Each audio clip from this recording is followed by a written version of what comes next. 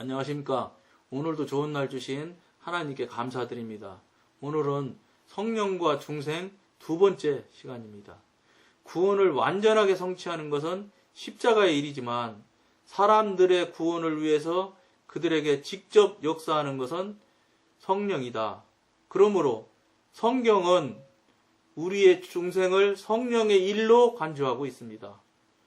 요한복음 3장 6절 말씀에는 성령으로 난 것은 영이니 주 예수님께서는 거듭난 사람은 성령으로 난 사람, 즉 8절 말씀이죠. 성령에 난 사람을 지칭한다고 말씀하셨습니다.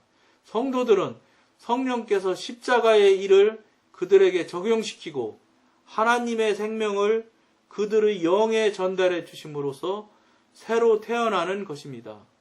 성령은 하나님의 생명의 집행자이십니다.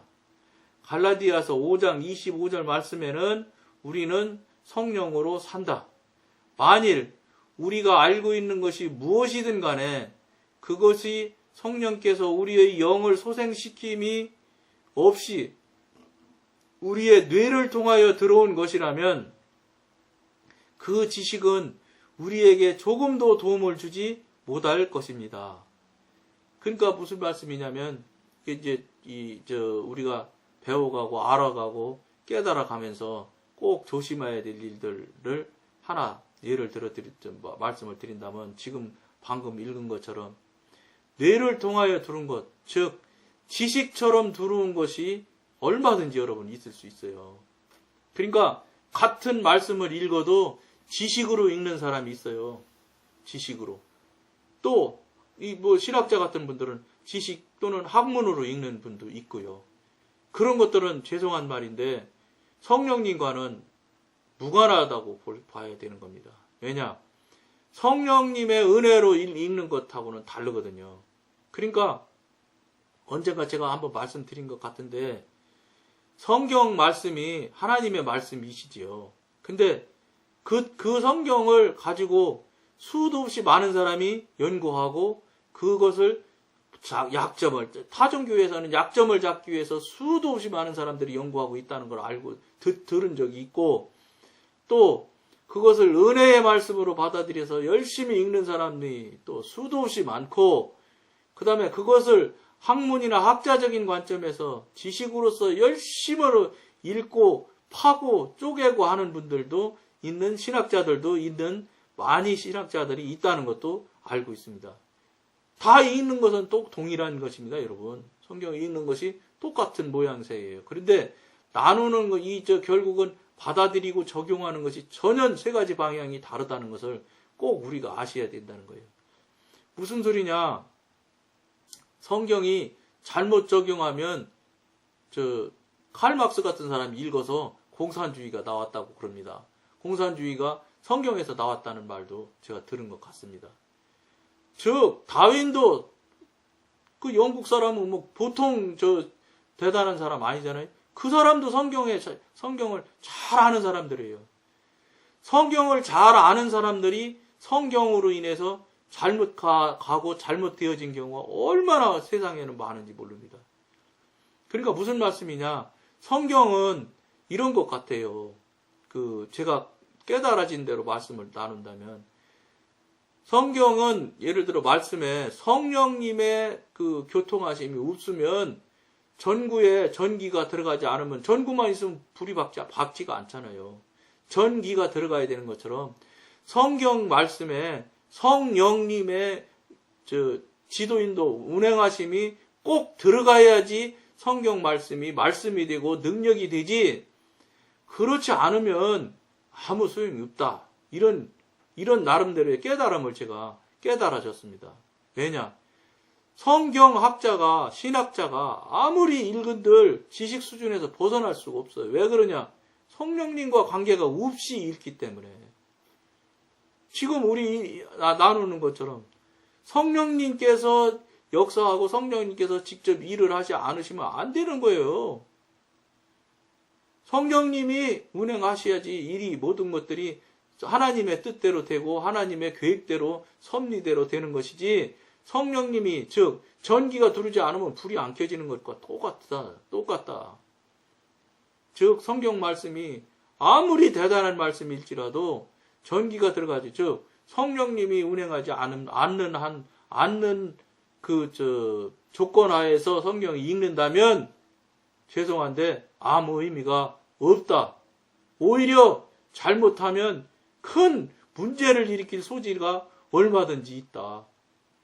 아니, 더 정확히 말씀드리면 얼마든지 있었다.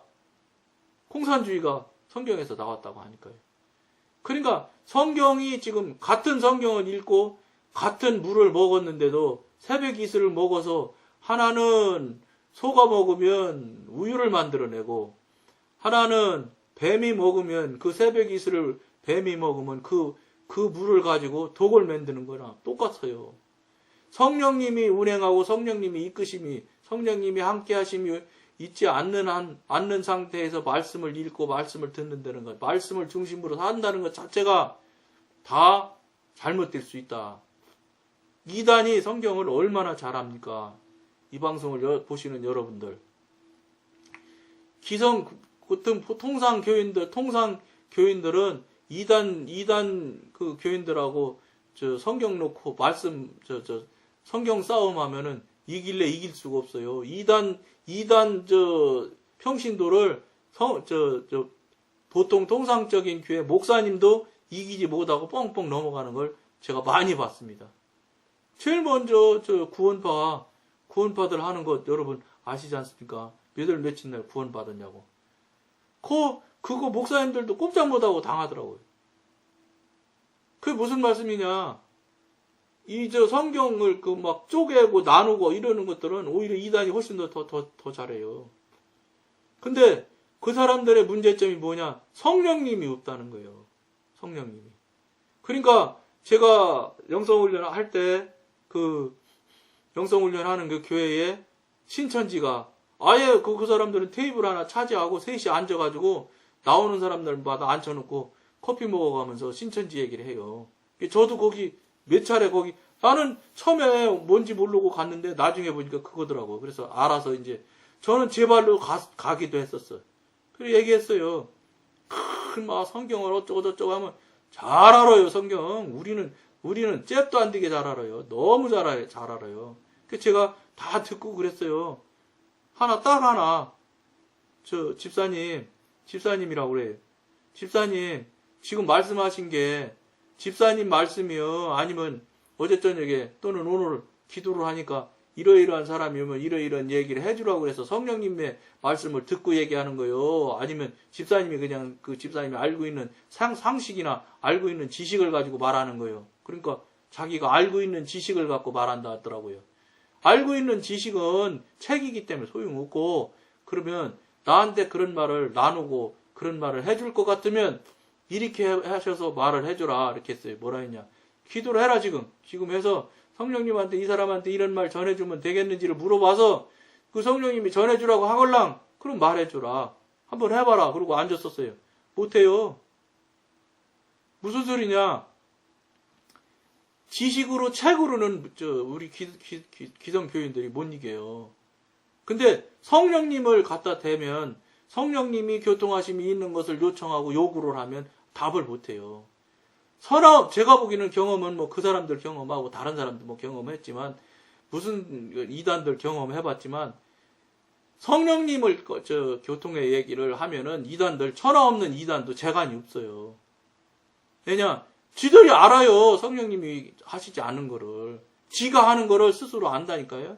자기 지식을 말하고 있다는 걸. 그러니까 그들한테 무엇을 알려주고 싶으냐면 당신들 지식일 뿐이에요.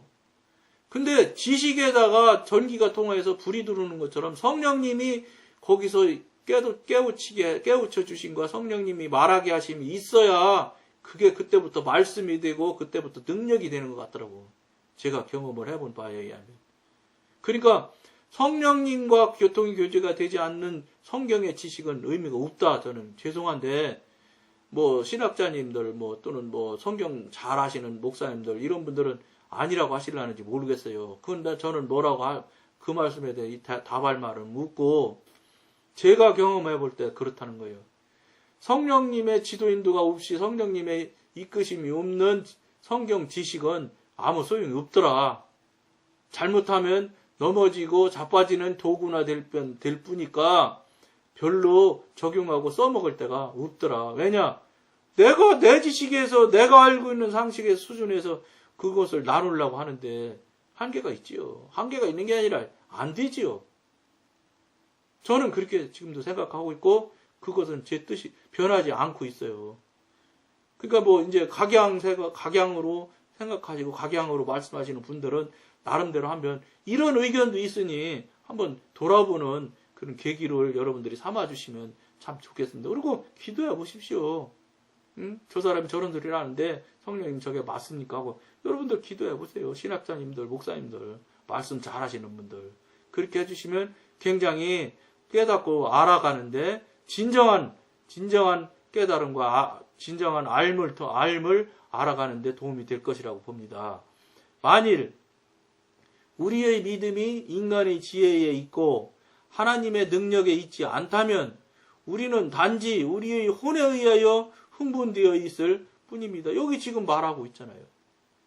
인간의 지혜에 있고 하나님의 능력에 있지 않다면 우리의 믿음이 인간의 지혜에 있고 하나님의 능력에 있지 않다면 우리는 단지 우리의 혼에 의하여 흥분되어 있을 뿐이다. 그치요, 뭐.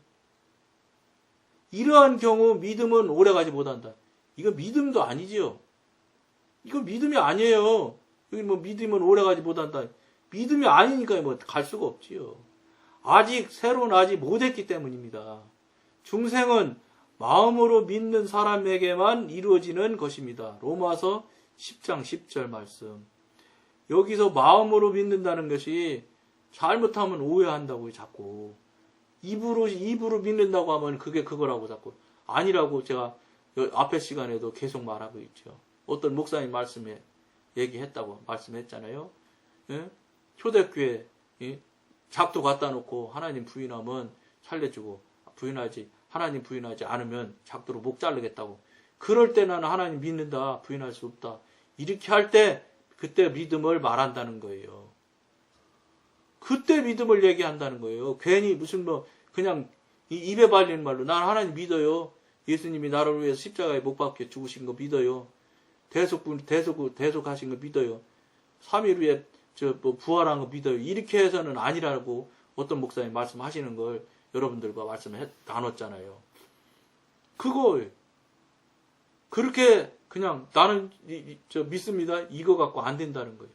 그렇기 때문에 신중하게 심각하게 생각을 해보시라는 거예요. 그래야 된다는 거예요. 그렇지 않으면 안 된다는 거예요, 여러분. 그걸 꼭 깊이 생각하는 돌아보는 시간이 계기가 되었으면 참 좋겠다는 생각을 하면서 오늘은 여기까지만 하겠습니다. 감사합니다.